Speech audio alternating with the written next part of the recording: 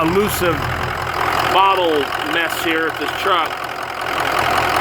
There, I showed you my last video where we saw that we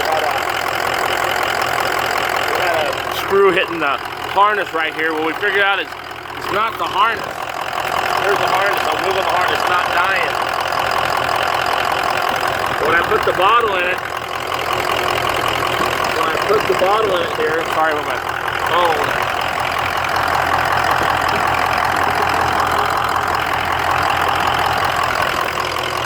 I'm going to put the bottle in it, watch.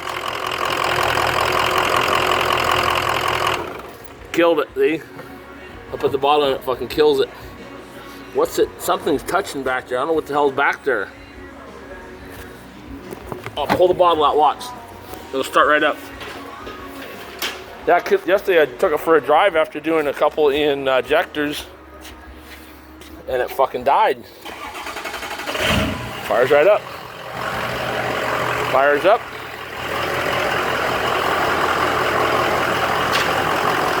Got the bottle out of it. Running like a champ. Runs like a champ. Did you put that bottle back in there? It's touching something over there. That's some bullshit. I've never seen it before.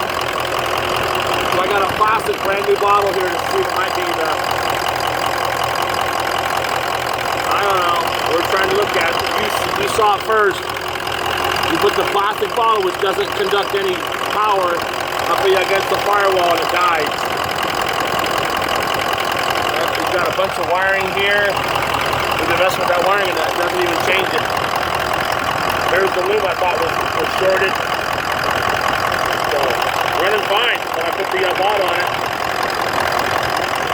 It's making me crazy.